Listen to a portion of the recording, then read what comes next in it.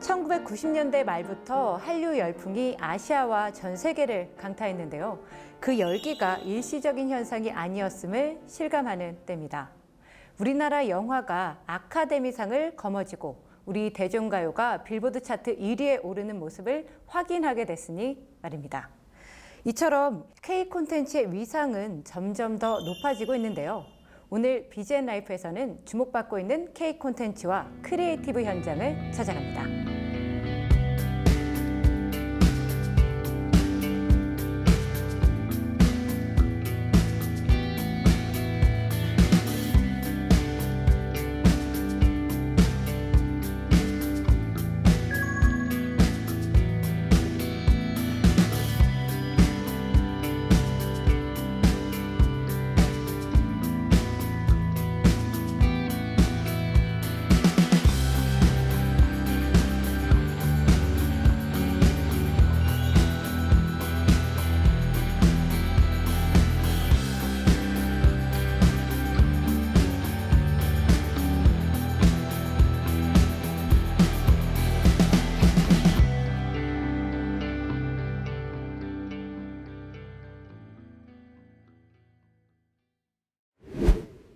우리나라 사람들의 연간 커피 소비량은 하루 한 잔꼴입니다. 지난 2018년 기준으로 1인당 353잔에 이르는데요. 전 세계 평균인 1인당 132잔보다 2.7배가량 많습니다.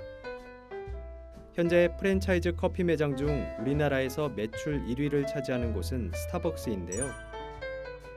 1971년 미국 시애틀에 1호점을 낸 이후 현재 64개국 2만 3천 개 이상의 매장을 갖고 있는 스타벅스는 2019년 30조 원에 달하는 매출을 기록했습니다.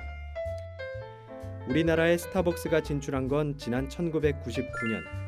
다방 중심의 커피 소비 문화가 이때를 기준으로 바뀌었다는 평가도 나오는데요. 올해 국내 매장 수가 1,500개를 넘어섰고 전 세계에서 5번째로 매장이 많은 나라로 기록되고 있습니다. 비싼 커피 논란에도 꾸준히 성장했지만 발목을 잡은 건 코로나19입니다. 테이크아웃과 배달만 허용되는 바람에 카페별로 30에서 50% 정도 매출이 떨어지는 난관에 봉착하기도 했는데요. 비대면과 거리두기가 강화된 이때 스타벅스 코리아는 새로운 탈출구를 통해 다시 한번 질주를 하고 있습니다. 드라이브스루 매장을 미리 늘려놓은 덕입니다. 드라이브스루 매장의 자동 결제 시스템 마이 DT 패스를 등록한 사람은 지난 2020년 말 150만 명을 넘어섰습니다. 차량 이용 소비자 10명 중 4명은 이 패스를 이용하는 셈입니다. 더불어 프로모션용으로 나온 MD 상품들에 대한 관심도 폭발적입니다. 품절은 물론 중고시장에서 웃돈을 얹어 되파는 사례도 속속 나타나고 있는데요. 이런 현상 때문에 해외 지사와는 다르게 스타벅스 한국 지사는 새로운 MD 상품을 개발하는 데에도 심혈을 기울이고 있습니다.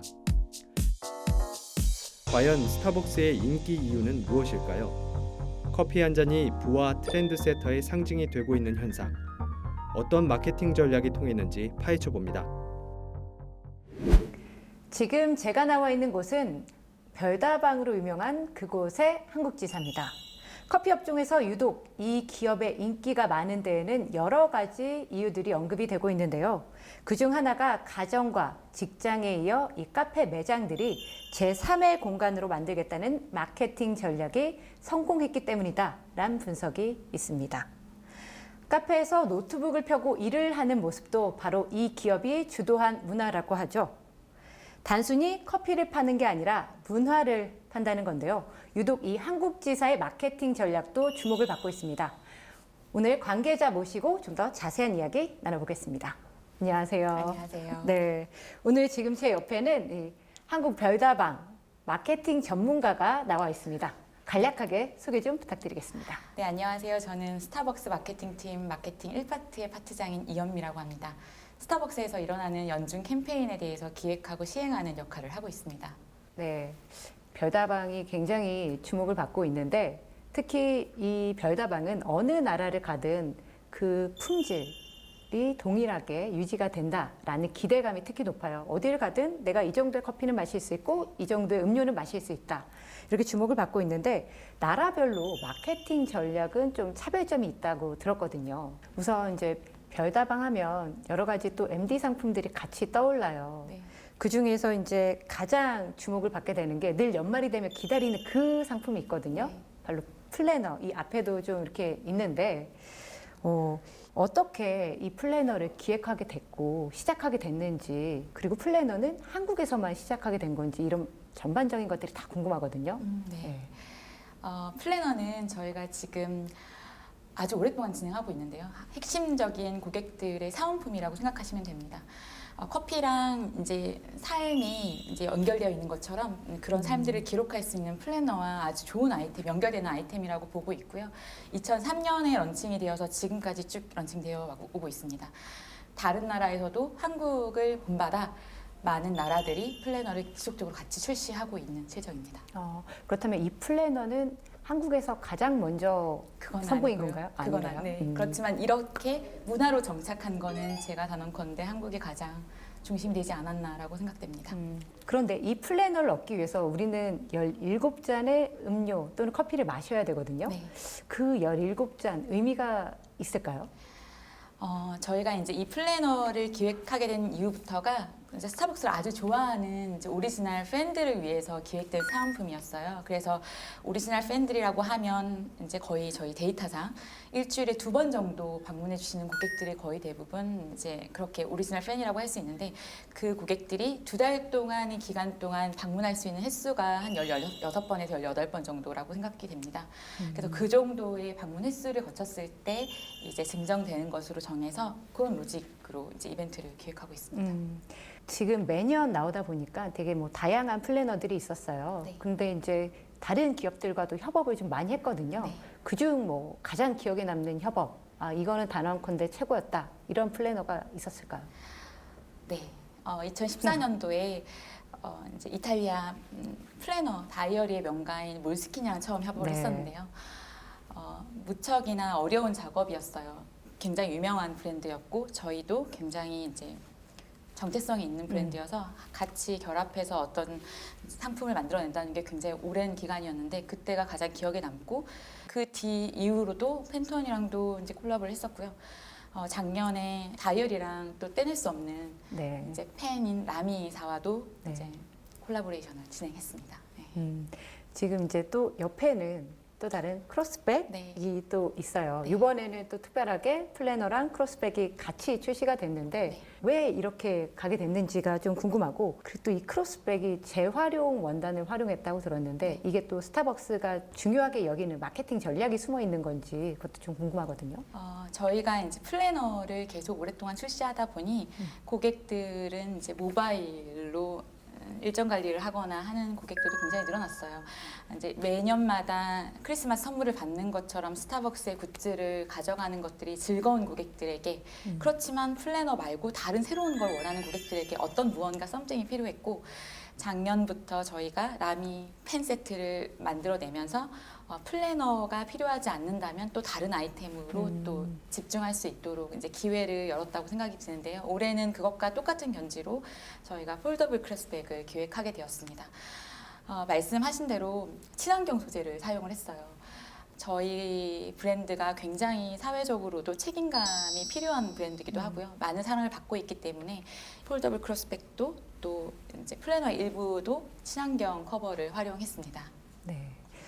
굉장히 지난 여름 핫했던 아이템이죠. 서머 레디백. 네, 저도 오늘 실물을 처음 접했는데 이 상품 기획했을 때 이 정도의 대박이 터질 거다, 이 정도 성공을 할 거다 예감을 했었는지가 너무 궁금하고, 그때 그렇게 주목을 받으면서 이 내부 분위기, 뒷얘기들이 너무 궁금하거든요. 네, 사실 출시를 했다는 것 자체는 이제 인기를 저희가 예상할 수 있어서 출시를 한 건 맞는데요. 그렇게 인기가 있을 거라고는 사실 생각을 못했습니다. 그랬기 때문에 나중에 이제 고객들이 모두 다 증정받지 못하는 불만을 저희가 받아야 그쵸. 했고, 최선을 다했지만 좀 불편함을 끼쳐드린 부분이 있어서 사실은 이렇게 막 전국에서 레디백이란 단어가 상용화될 거라고는 전혀 생각을 전혀 저도 못했습니다. 레디백이 이런 거라는 건 처음 알았거든요. 네. 네. 그리고 이제 아침마다 그때가 한참 이제 코로나 이제 그쵸. 확산기였기 네. 때문에 고객들의 안전도 굉장히 걱정을 하고 있을 때였는데 아침마다 이제 고객님들이 이제 프리미엄 명품 매장 앞을 줄 서듯 오픈런을 하시는 걸 보고 웃을 수만은 없었던 그쵸. 그런 그 기억이 긴 줄에 너무 죄송한. 네. 났고요. 그리고 2개월 동안 진짜 제소사랑 계속 얘기를 하면서 계속해서 보충을 해놓던 기억들이 남아 있습니다. 이 앞에는 또 처음 보는 아이템이에요. 오늘 출시되는 핫한 아이템인데 이 MD 상품은 또 어떻게 기획이 됐는지 궁금하거든요. 네. 굉장히 오랫동안 기획되었던 건데요.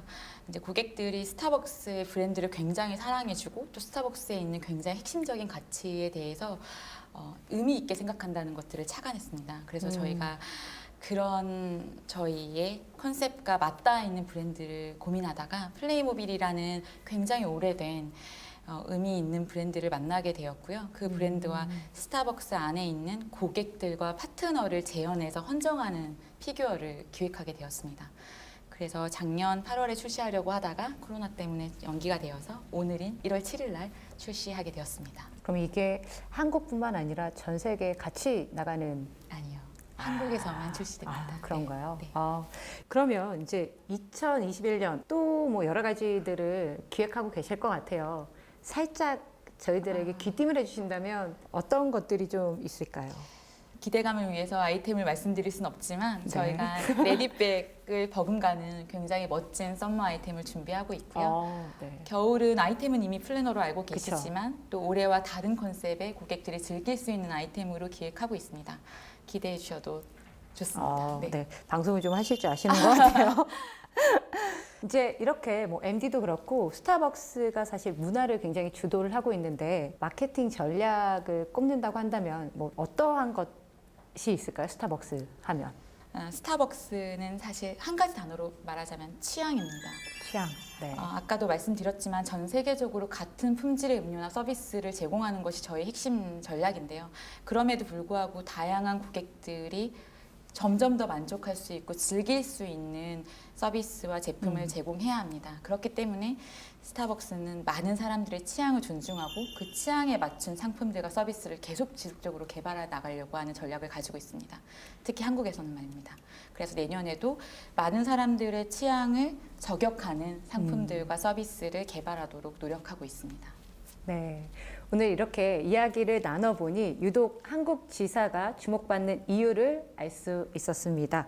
바로 이 남다른 마케팅 덕분인데요. 카페 포화 상태다 이런 지적에도 불구하고 이 한국의 별다방이 해마다 매장 100개씩을 새로 열 수 있는데도 바로 이런 이유에서 찾을 수 있을 것 같습니다.